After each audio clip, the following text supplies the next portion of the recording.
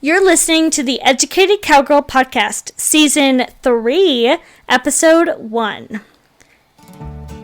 Hey Cowgirls! This week's episode is probably one of the most important topics right now in the equine industry, especially when you consider the recent events that have happened at UC Davis and their D1 equestrian team. It begs the question of not only the status of equestrian teams, but the challenges they face and what we can do to ensure their future for colleges and the equine industry. I know my time on an IHSA equestrian team in college meant so much to me and gave me so much valuable experience that I still find myself using today. Which is why today's guest is the perfect person to talk to on this topic and the vital role collegiate equestrian teams play on a student athlete's education and their life. Tabatha Taylor is a longtime friend and someone who I grew up showing with and has built such an incredible career as an equestrian coach at multiple colleges. It was so much fun to reconnect with her again and catch up on our lives, but she also shares such amazing insights and advice on the challenges facing equestrian teams and how important it is to stay connected as a community within the equine industry, as well as the values learned being a part of a team from diversity, networking, and building skills for life. Also, for those of you students who are currently looking at wanting to ride on a team in college, or maybe you're the parent of a student, she shares so much advice on what she is looking for as a coach, picking the right college and team that is best suited for you, how to get noticed by schools, and so much more. I believe this episode is going to inspire more important conversations on this topic, and I hope it serves helpful to students hoping to ride on a competitive equestrian team. So, without further delay, let's get into my amazing conversation with Tabatha.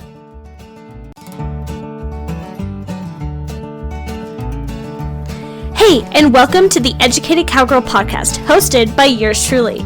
My name is Abby Carpenter, and I am a cowgirl and equestrian through and through. I started this podcast wanting to make more of an impact in the equine industry. That's why I am making it my mission to help promote the industry to the public through sharing my love for horses through education and bringing other experts and professionals onto the podcast with me to discuss important topics that impact the horse community. So whether you are a crazy horse lady like me, want to learn more about horses, or want to learn more about the industry, you've come to the right place. On this podcast, we will be talking about ownership, horsemanship, fitness, faith, breeds, and so much more. We believe that it doesn't matter what type of saddle you ride in or the breed of horse you may ride. We all contribute to this community to make it great, and that there is always something to learn from the back of your horse. So grab a coffee and get ready to take some notes, and let's get started. This is the Educated Cowgirl Podcast. All right, so welcome back to the show, everyone. I am so excited to introduce you to the amazing guest I have for you today. She is not only a well-established equestrian team coach, but one of my longtime friends and someone I showed alongside with in our youth careers together under her mother, who was our trainer. If you would go ahead and introduce yourself, what your current role is, and a fun fact about yourself. Sure. Hello, I'm so excited to be here. Thanks for having me. My name is Tabatha Taylor, and currently I am the head coach at Texas Tech Equestrian Center, or the Texas Tech Equestrian Team. And fun fact about myself is maybe less fun than not, but I read like a lot. I read like a whole lot, like more than people should read. Like more than 200 books a year. So that's my weird fact about myself. And I'm so excited to be here. Yeah, well, I mean, as you know, Blair loves to read also, so you're in good company. Yes. Yeah. All right. Thank you so much for sitting down to talk with me today. Of course. Yeah. Okay, so like I mentioned, we grew up riding and showing together with your mom, Katrina Taylor. As a trainer's kid, did you ever at some point in your life think you would follow in her footsteps? Girl, at some point, at every point, at every point along the way. That was the plan all along. It's what I loved, and ate and breathed and slept and all of the things for a very, very long time. And we got a little bit closer to decision-making time in my life, and my dad's a pretty smart guy. Like, you have to go to college, you have to have an education, you have to get a backup plan. And so my thought going into college was that I was gonna pursue a degree that I liked with people that I liked, that I was good at, and that way I would have an easy fallback plan. And for Hmm. me, that fallback plan was ag communications with an option to go on to master in journalism and be able to do some writing and maybe work for some horse pubs along the way and trainer things, side gigs, things like that. That was my plan going into college. Yeah. Um, and it evolved a little bit from there. Yeah. Yeah. So when you were in college, because you graduated from West Texas A&M, and you were considering journalism, where was there a turning point that kind of like led you down the coaching path? Was there any moments that kind of like shifted your path? Yeah. Yeah, and I think that's so I'm so glad you asked because I think that's so important to talk about. I was a young person who thought I knew exactly what I wanted to do. I thought I knew exactly what I wanted to do for like since I could talk. There was never any debate or question about it. And so it was a little bit groundbreaking for me in college to shift gears a little bit. And there's a couple of reasons that that came up for me. One, was that I had this incredible college coach. Amanda Love was my equestrian team coach at WT, and she is one of the most educated and joyful and hyperactive and eloquent people that I have had the privilege to ride under, and I've gotten to ride for a lot of people over the years. But one thing that college experience gave me was that opportunity to really appreciate the diversity of a team, really appreciate how much the team space can impact your personal and professional career for years and years and years and years after that. Hmm. And in addition to just having a huge impact on people's riding ability as well. And so she was a person that I really looked up to. I was very lucky to have a lot of mentors during really my whole life, but at WT specifically, I had some really excellent mentors and Amanda and Dr. John Pipkin and Dr. Browning, who was in the communications department. I had just some really incredible people in my life that were both inspiring and also allowed me to open my eyes and see what other opportunities might be available to me, which I think is one of the things that you're supposed to, that's one of the Hmm. conversations you're supposed to have in college, whether you go in with an idea of where you're going or not. Yeah. And so one thing that I always say to young people is come in with a plan. It's okay. It's okay if that plan's going to change, but come in with a plan. And it can change as many times as you want. But keep making those plans, keep setting those goals because that'll keep you on a trajectory moving forward. And that's something that's definitely served me. Yeah, no, I love that so much because Lord knows my plans have changed 50 times over. I literally have gone to three different schools proving that. So, um, It's okay, and it's okay, and it's okay, and it's okay for plans to change, but you got to keep like I don't know. I think that's such a good example and so important to keep pursuing what's gonna bring you joy and keep pursuing what you're gonna be exceptional at. yes. And yeah, that's so important. And how cool is it that we get to live a life where we get to choose those things? Yes, yes, exactly. Exactly. So speaking of coaching and coaches, you have coached and built some incredible teams and programs from St. Mary of the Woods and now at Tech. Can you think back to a moment with any of the teams that was the most memorable and had the most impact on you? There's so many. It's really hard to pick one. Mm-hmm. But things that stick with you. The very first year that I coached at St. Mary of the Woods College, SMWC, I was young. I was right out of grad school. I was 25. I had a fairly small roster, but I came in with all of the zest and energy and passion that a person could come into with that job. And, there were not a ton of kids on that team that had previously had a lot of show experience, and so in the IHSA, the Intercollegiate Horse Show Association, to be competitive as a team, you need people from all backgrounds to compete in all of the levels. There's 8 divisions. Yes. And so from the upper division, which is competitive at a national level, in hunter jumper associations, all the way to the most beginner division, where the students have had less than 24 riding lessons in their entire life, or maybe never even touched a horse before. I had the majority of my roster was in that non-showing box in those bottom 2 or 3 divisions. And so I walked in and I was like, well, it's not fun to be non-competitive as a team. Come on, we're going to pick the most qualified among you and we're going to bump them up a little bit and we're going to go swing for the fence. We're going to go see what we can get done. And it was a group of kids that just had no idea that it was possible for them to be competitive. Right. They were just new. They were just green to it, right? And so we did our homework and we did all of our drills, and they were such a fun group to have because they just believed everything I said. I was so lucky with that group. They just bought in right from the beginning, and we were all in it together. But the night before our first home show, or our first IHSA show of the season, which was at home, I had my fence riders. I sat my fence riders down to go just through some things because they were so green. There was a group of 6 maybe, and one of the 6 had shown over fences before, and Right. nobody else had shown over fences before ever. And so we were doing things like, okay, this isn't going to happen, but if it does, remember, if your horse stops, we're going to circle and we're going to do it this way. And remember, you're going to do your courtesy circle at the beginning. We were just, housekeeping. We were just like checking the boxes. We were going through the what ifs. Yeah. So everybody was prepared for every situation.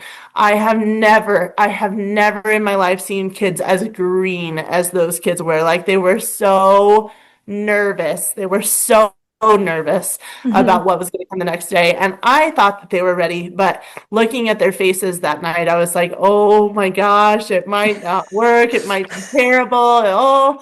Oh, I didn't sleep at all. We got up the next morning. We came and we hosted a horse show, and they were the reserve champion team that very first day. They were second, which was a huge deal because they'd been quite a bit lower historically, and so they Right. were like over the moon, crazy excited. Day one, show one, and they absolutely earned it. I mean, they all just went out and they just did their job. They just did exactly what they knew how to do, nothing more, Right. nothing less. And it paid off that day. And that's so cool that it paid off that day. But because it doesn't always. But I'll never forget looking at that group of kids just nodding, looking like we're gonna be sick. Like, oh yes, Yeah. ma'am, ma'am, yes, ma'am. And having their hard work pay off in that way. And there's been a lot of moments like that over the years, and that's always fun. The payoff is always fun. But I do think it's also a little bit symbolic of the journey that you have to get there, because very, very often it's going to feel really, really hard right before it gets good. Yes. And so it's a fun story for that reason as well. Yeah, exactly. I love that so much. And just hearing the emotion behind your voice about how much you love that first team is just great. All right. So I feel like it would be a missed opportunity if I didn't ask you this. If you also coached your sister Taya for a couple of years at St. Mary's, Yeah. what was the most challenging about coaching her, or how was it to coach your sister? It's not something that I would have ever told you that I was going to do. It's not what we set out to do. I'm always like, oh, is it a conflict of interest? No. And you want her to go have this big full life, and you want her to go where the place that truly is the best fit for her, and all these things. And she had gone and done 2 years at Blackhawk College, which is a junior college, and had an incredible experience there with incredible mentors, and Just had a really, really good time. And then her last year at Blackhawk was the COVID year, so Mm-hmm. it was 2020, and so her season got cut short, and she jumped right into industry things, and started working in the Dallas-Fort Worth area, and did that for she did it for a minute. I think a year and a half, 2 years, something like that. Mm-hmm. And she was just on the, I mean, she was just kind of going, what's next, what's next, what's next, what's next. And I, at that same time, had transitioned into head coach because prior to that, I had just coached the hunt seat team. I was the hunter seat coach, but I wasn't over both teams. I traveled with both teams, but I did not coach the Western team. Right. And Sarah Schultz, who had been tenured at SMWC for quite a long time, was stepping back, stepping towards retirement a little bit. And they were looking for a good fit, and I was there and way too eager. So they asked me to step into that role. And that first year, I did not have an open rider on the Western side. Mm-hmm. And Taya's like calling every day and going, I don't know what to do. I'm not sure what's next, or I'm not, oh, I'm not. Which is part of this journey. Again, we Right. kind Yeah. of go back to the beginning of the conversation. She's looking for what's next. And Yeah. I was like, well, you really loved it up here. You really loved it up here in Illinois. If you want to come back to Indiana, we can get you some scholarship money. You can come ride up here. You can come be an open rider. And that really is one of the greatest blessings of my life that she was able to come to and do that, that she had, the time and space in her life to do it, that I was at an institution that was able to fulfill what she was looking for academically. She went on to pursue her bachelor's in equine industry and business, and that's what she was looking to build on, and make sure that all of her business skills were where she wanted them to be, so that she had that fallback plan as she moved forward. Mm-hmm. Uh, and the most wonderful thing about it was that she's my sister, We Mm-hmm. had like jokes and we had this shared common language coming in. Usually, transfer students have to take a minute. There's a moment of transition, totally normal. There's a totally normal moment of transition. Her moment of transition, I think, was a little bit easier because I was there and I felt like some piece of her history. Yeah. Uh, but the hardest thing was in the first few months because there's a moment of transition. Yeah. Yeah. uh, where we had to come to some agreements about how things were going to work. But I was really lucky at that point in my coach's career to also have an assistant coaching around in the form of Sarah Kinderdine, who's now the head coach at SMWC, and she was instrumental in helping Taya progress the way that she did. Taya went on to win a national championship in the reining that first year. Mm-hmm. Was the high point rider for the region and went to nationals, horsemanship, high point rider, team class, both Mm-hmm. years. Just had a wonderful career, both in JUCO and at SMWC. And honestly, I was lucky just to be along for the ride. But it was fun to be there for that part of her journey. And she was certainly, every student that comes through leaves a mark. But she for sure left a mark on that place and that team, and that's Mm-hmm. fun. Yeah. Yeah. I feel like Taya always leaves a mark everywhere she goes. Yeah, So yeah, yeah. yeah. She's pretty cool. Yeah. Yeah. And it probably also kind of helped in the transition of your relationship as sisters, going from younger sisters to or sisters together in your younger days to being adult sisters together. So Yeah, it definitely did.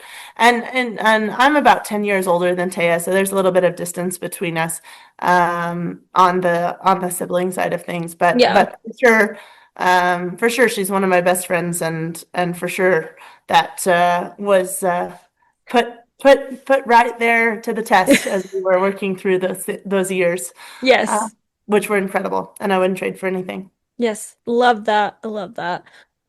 So speaking of challenges or changes, what do you think are some of the biggest challenges facing equestrian teams today, and what do you think is the way to help solve those challenges? Yeah, that's a very good question. I think that the easy answer, the answer that you're going to get 10 times out of 10 when you ask this question, is that everybody needs money and everybody Yeah. needs resources. Um, but the more complex kind of thing lying behind that is that there's a ton of there's a ton of people who love this industry. Mhm. There's a ton of people who support this industry. And that includes the students that we have coming in at the college level to people that are competing at world shows and national finals, to people that have one horse or seven horses in the backyard. Yeah. There's so many horse lovers in this thing that we call the equine industry in the US and for sure here in the state of Texas. I think what I just mentioned and what I try to remember and try to have my students remember is that there is a lot of support around. The key is to reach out and be active in that community, Hmm. and so that there is some collaboration that goes on through there. Um, One of the things that the team that you're supposed to take away from the team space, I think, is that you're growing as an adult. You're learning to be a contributing member of society after college. It's not so much about showing and winning, although it's a little bit about that. Hmm. It's mostly just about growing up and getting these skills. And one of those skills is networking Hmm. and reaching out to people and building those bridges everywhere that you go. So um, those problems, while large, are so they're so solvable if Hmm. we all kind of dig in and do our parts. There are many, many, many solutions. There are many, many, many ways to slice the pizza, right? There are many, many Yeah. ways to get it done. So it's just about us starting. We Yeah. just start, you just dive in and Yeah. develop systems that allow you to keep cutting away, to keep pursuing your goals, whatever they are. Yeah. Yeah. No, I love what you said about community and just helping each other. Love that. Yeah. And I think speaking of community and how do I want to word this? Speaking of community and something that's really kind of brought the equine world together is the news about the UC Davis equestrian team. And there's been updates about it that have come out too recently. But when you first heard the news, were you surprised, or is this something you kind of saw coming in the industry? I try really hard not to speculate about things like that. You never want to speculate on the poor side. Never. Goodness, I Yeah. would tempt the fate in that way. That said, this is a very expensive sport, and Mm-hmm. I think that when people are looking around for ways to save money, Mm-hmm. this is a very expensive sport. This is a really easy Yeah. one to cut on, which is why it's so critical that we're all walking around talking about its value all the time, Yeah. because it does have substantive value outside of just in CEA or outside of just the athletic circle. It has substantive value to recruiting. It has Mm-hmm. substantive value to building numbers within universities and colleges. It has substantive value for industry growth. It has Yeah. substantive, it's so far reaching, the cause and effect of collegiate equestrian today. And Mm-hmm. so I think that being an advocate for that, being an advocate for how important it is and how impactful it is, not just in these students' lives, but in all of the butterfly effects that Mm-hmm. surround it, is critical, is so Yeah. important. Yeah, exactly. And with the recent news, I don't know how much you want to go into detail about this, but the recent news updates about how they're releasing some press releases saying that the university lied about some of the financial aspects of the team and stuff like that.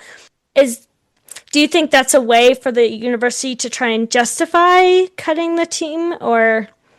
I really haven't. stared at all the information enough to know. And even if I had, I'm not in it. You got to trust the guy in the room, Yeah. right? You got to trust the people that are in it down in the trenches, doing the work. And so I don't know enough about that situation to speak about it well, except to say that I really hope that everyone involved finds the right fit and the right home.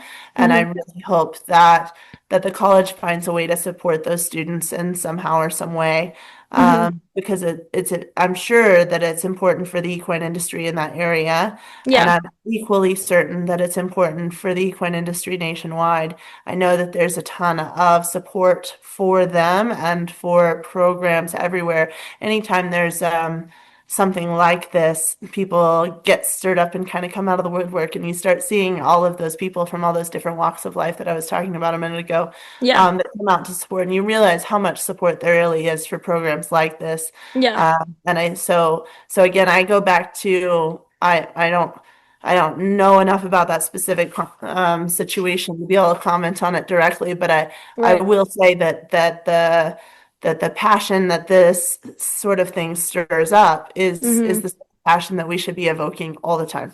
Yes. It's the sort of conversation that we should be having all the time. In the same way Yes. that the football fans are walking around like, we should all be walking around in April and May talking about, who's going to nationals and how did they get there and who's on their team. And, Yeah. I do that. I totally nerd out about NCEA and IHSA. Yeah. And I think that kind of involvement in the sport can Hmm. hype it up. It only makes it better. Yeah. No, I agree. I agree. And I was just thinking that how this news also, every horse person from every discipline, I saw them either share something about it or talk about it. And Mhm. I think that's great. But I'm like, can we also share about other things happening in that world? Yeah, yeah, yeah, yeah, yeah, yeah, Yeah. yeah, yeah, yeah, yeah. Yeah, exactly. So that's a little bit in all of our training, right? That's one of the things I'm talking to my team members about all the time. How are we gonna go out and invest in the industry and give back to the industry and be involved, and so that this bridge is up Yes. all the time, open all Yes. the time. Exactly. Exactly. Yeah. And then you kind of touched on it with what you just said, but how can in other ways equestrian teams be more proactive in making sure that like something like this doesn't happen to them?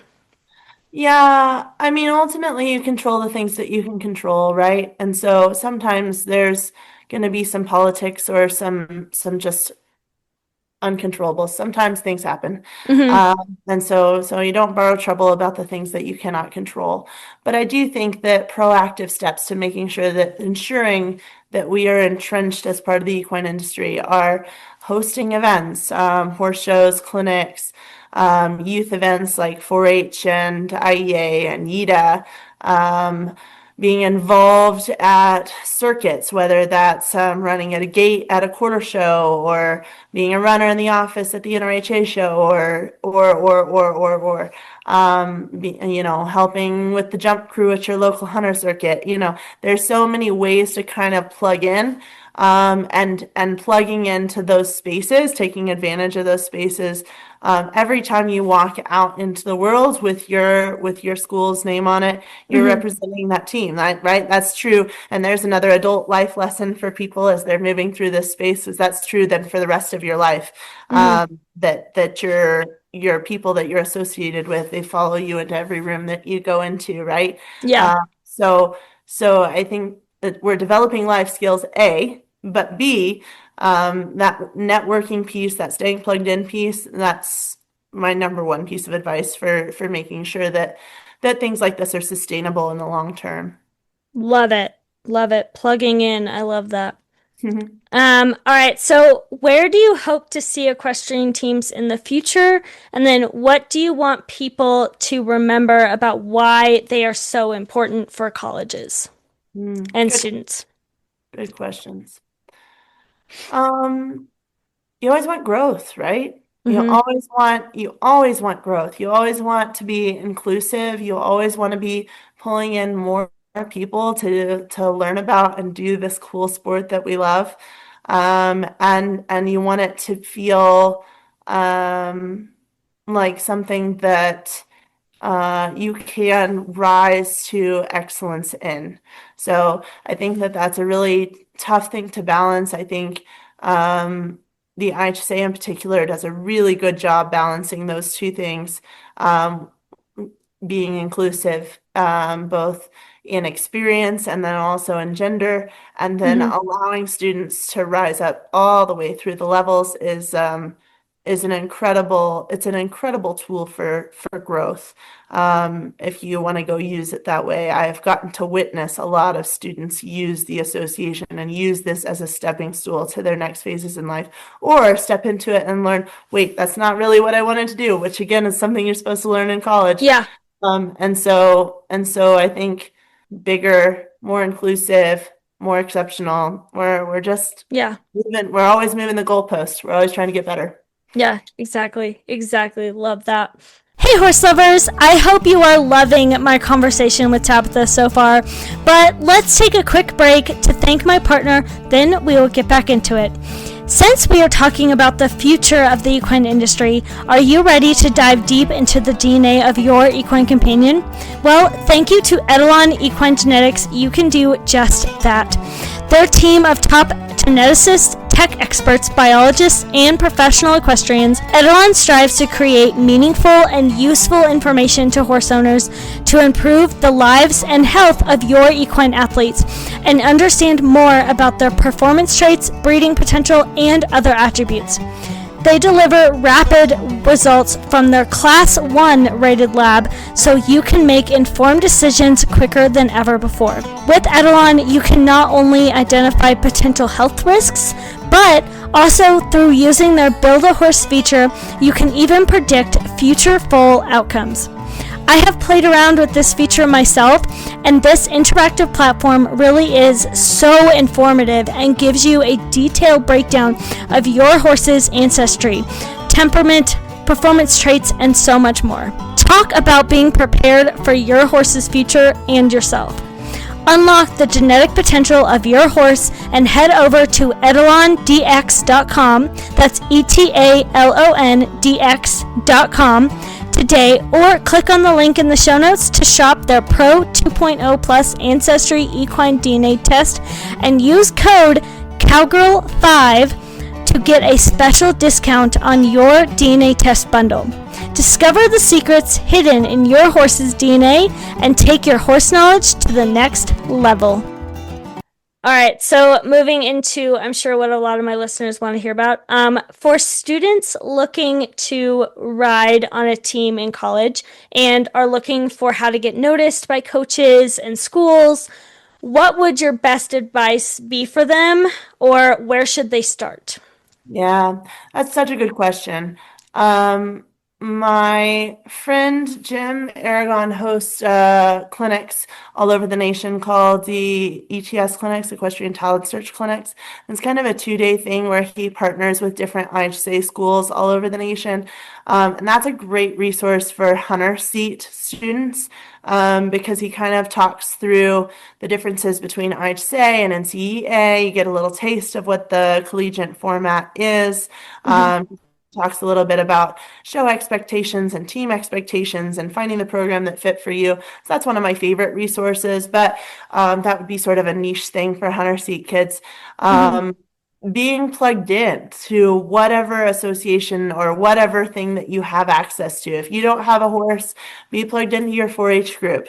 If you are showing locally, be plugged in there and help with anything else that you can get your hands on. Go to any clinic, sit in on anything that you can get your hands on. If you're maybe have your own horse or horses and you're showing quite a bit, maybe check out IEA, maybe check out UDA, the Youth Equestrian Development Association on the western side. Check out those resources and find out a little bit more about these collegiate programs, because those sort of bridges take you there a little bit faster. One of the coolest things about collegiate equestrian is there really is a shoe for every foot. There really is. So there's as many different types of programs as there are people. And I just say specifically, teams look a lot of different ways. So you can be really involved and be riding 3 to 5 times a week and going to the gym and on scholarship and da da da da da. You can be like, it can be your Mm-hmm. whole life, or you can, be in the club and take a step back from riding and still be around people. Like the range is that broad. Yeah. Um, and so go find something that works for you. And don't be afraid to be reaching out to coaches via email or reaching out to teams on Facebook or anything like that. Go find those programs that suit you. Mm-hmm. If you're showing at a national level in USEF or AQHA or NRHA, then you get to kind of step back and say, okay, what's going to be the best path for me forward? Is it NCEA or IHSA? Mm-hmm. And there's some differences between those two programs. But that all starts with communication. That all Yeah. starts with walking through those open doors. Walk through Yes. all the doors. That's my best advice. Yes. Yes. So you mentioned clinics a little bit, and I know there's a lot of kids who they sometimes can find the college clinics a little intimidating, like especially the ones at the like Auburn and stuff like that. Yeah. Um, what would your advice be for those that can't necessarily go to those type of clinics? Any clinic is good. Anytime you're advancing your education, anytime you're hearing different words in a different way, you're Mm-hmm. learning a little bit. Maybe you're going to use that information every day and it's going to be life-changing, or maybe you're going to learn what you never want to do it again. But Mm-hmm. either way, it's going to move you forward in your educational journey. It's going to move you forward in your widening your circle so that networking pool of people in the equine community just got bigger. Like, don't be afraid. It doesn't have to look a certain way. Don't Mm-hmm. be afraid to go find the opportunities that suit you and your lifestyle right now, which, by the way, is my best advice to incoming freshmen as well. You've got to Mm-hmm. go find the school that suits your whole life. You can't go to school just because you want to ride at Auburn. You Yeah. can't just go to ride. It has to fit your life in the major that you want. It has to be the extracurriculars that you want. It has to be a financial fit. And it has to be a geographical fit for you. Like Yeah. sometimes you're like, man, I really want to go to that school in New York. But then you go to New York and you're like, oh my gosh, there's trees everywhere. I can't live here. Yeah. Or that was my Flatlander speaking. But you've got to go see if it feels like Yeah. home, because there's enough. Freshman year is going to come with its own set of things that are difficult. Yes. You don't need to be wrestling with this doesn't feel right, or this doesn't feel like home, or it's too expensive, or this isn't the right major, in addition to the normal freshman things that you're inevitably Right. gonna wrestle with. Right, right. And I think a good example of that is when Bama Rush got so popular. A Yeah, lot of girls were like, oh, I want to go to Bama so I can rush one of their sororities. And then they get there and they're like, I need a transfer. right. I don't want to be here. Right. Um, yeah, Right, right. So make sure that you're looking at the whole picture, not just at one aspect. yeah. And that's something that I learned early on in my coaching career as a recruiter. It really Hmm. has to be a good fit for your whole life, and it's gonna make you like more successful by tenfold. Like your exponential increases significantly when you are at home and feel joyful and like Yeah, you're in that place. exactly, exactly.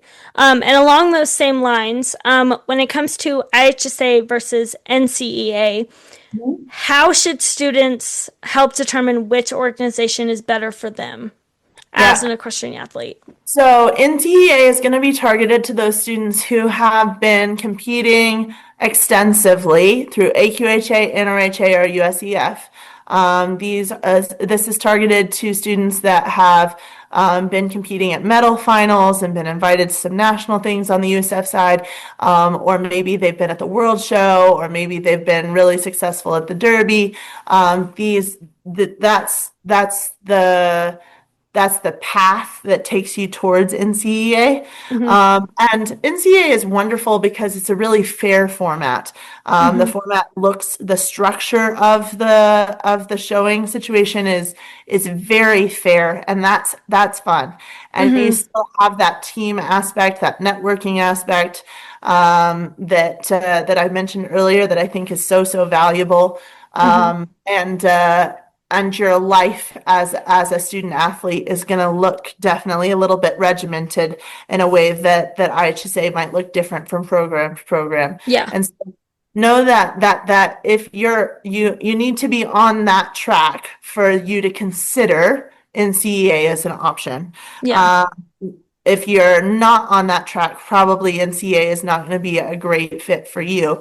NCAA is somewhat limited in the number of riders that get to compete and show throughout the season, and Yeah. so it's not unusual for students to come in and not compete until their junior or senior year, or maybe not compete at all, depending upon the program. It depends on where you go. There's a lot of different programs and a lot of different fits, and you got to go find the thing that's right for you. But the limitations there relative to show experiences Hmm. are significantly more than they are, say, on the IHSA side.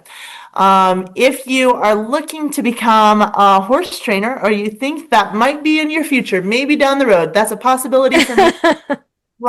Strongly recommend the IHSA, Hmm.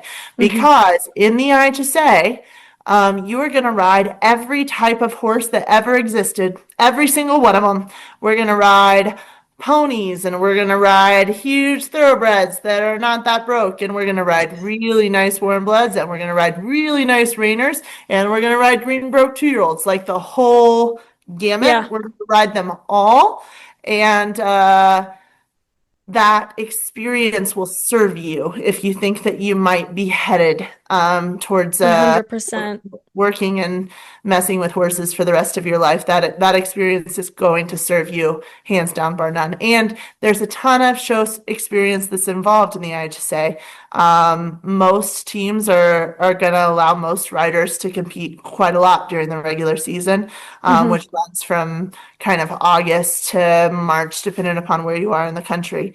And so those show opportunities come up for you, which is also an incredible boon for anybody thinking that horses might be in their future, maybe, sort of, kind of. Yeah. It's also very friendly to anybody who's not been on that more traditional path, anybody who's maybe never shown at a rated show or never shown at a quarter show, anybody who has done a little bit of showing, but maybe they leased their horse, they didn't own, if you have had a somewhat less traditional path to horses, or you were really, into your Hmm. 4-H group and did horse judging, but you haven't ridden that much, or you got to ride on your grandma and grandpa's farm, IHSA is the place for you. You're Yeah. going to get to ride a ton. You're going to get to learn to show. You're going to get to meet all these cool people that have a pretty diverse background, and that's where that inclusivity piece that I was speaking about earlier kind of taps in. Yeah. No, no, that is just perfect. And I can 100% agree. I did ride on the IHSA team at LCCC in Cheyenne. And that experience was so fantastic. Some of our practice horses, one of them was a little paint mare that I rode her English, but her owner primarily rode her for ranch sorting. So Yeah. that was different. Yeah. Um, riding her English and then seeing her at a ranch sorting competition, like, this is not your typical job. Right. Um, Right. yeah. Absolutely. You get to see that. I mean, the horses are incredible. Man, the horses are incredible everywhere, but their capacity to help us do this sport is insane. I get to witness Exactly. it today. It's so Yeah. cool. Love it. Love it. Okay. So you are visiting a horse show, world show, or something like that. What are you looking for when you're recruiting? Honestly, I really love to kind of go in kind of knowing who I'm looking for before I get there. I every now and then will stumble across somebody that I hadn't found yet, and that's lovely. That's a lovely surprise when that happens. But Right. but I am looking for humans first. I am looking for somebody who has an excellent GPA, because we don't have time to not. Hmm. I'm looking for somebody who is involved and loves their horses and wants to be a part of a team. Those things are crucial to your success in a space on my team. So Hmm. those are kind of my first priorities. Relative to riding skills, it kind of depends on where you fall, in that leveling system, what sort of skills I'm looking for or needing, but honestly, a willingness to learn, and a shown strong work ethic are going to get you just as far as talent or experience ever will.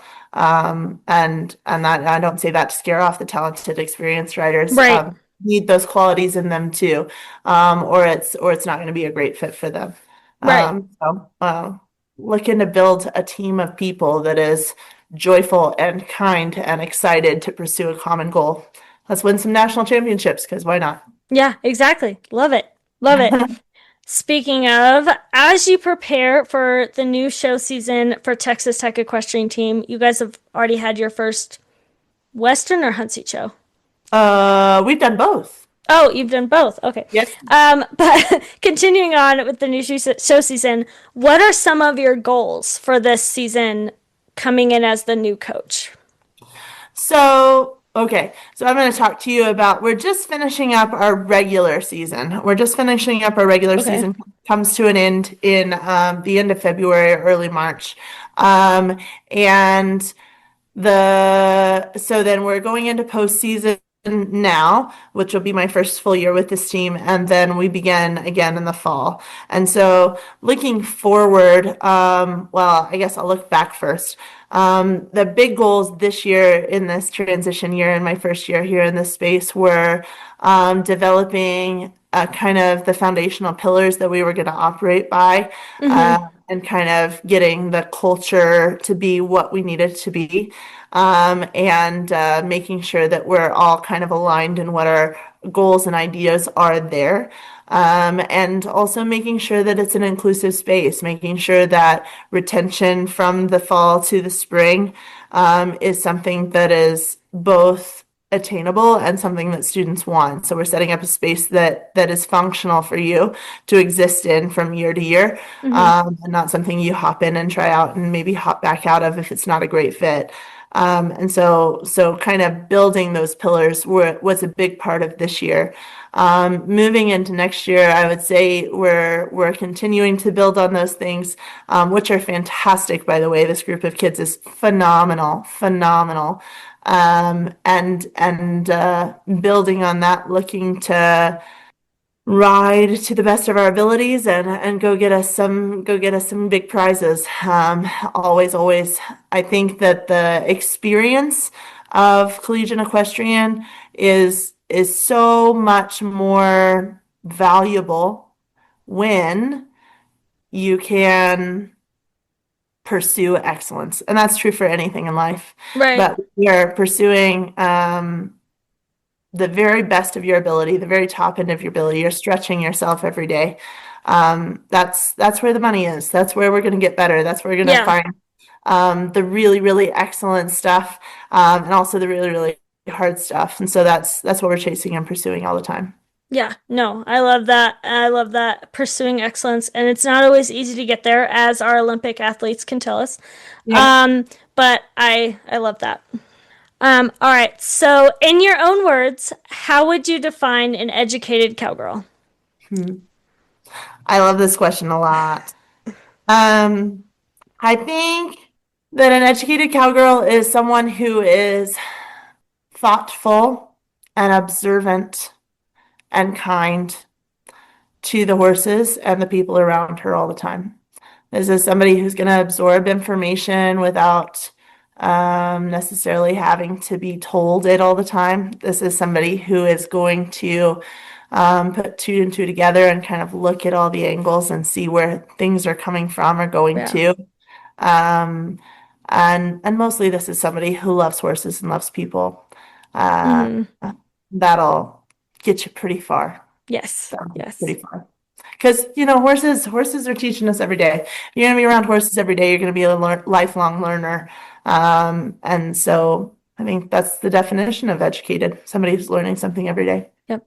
Love it. Love that answer. Very, very Tabatha answer, which I love. So. What are you going to do? Yes. All right. So for some fun rapid fire questions. Sure. If you were to make a movie about yourself or Who would you like to play you? Oh, Lord. I don't know. Oh, I'm not sure. Maybe, I don't know. I really like Sandra Bullock movies, so maybe that. Not Yeah, having thought about this at all before now. Yes. yeah, I could see that. I could see that. Yeah. If you could talk to a younger Tabitha, what is one piece of advice you would give her? It's okay to be flexible.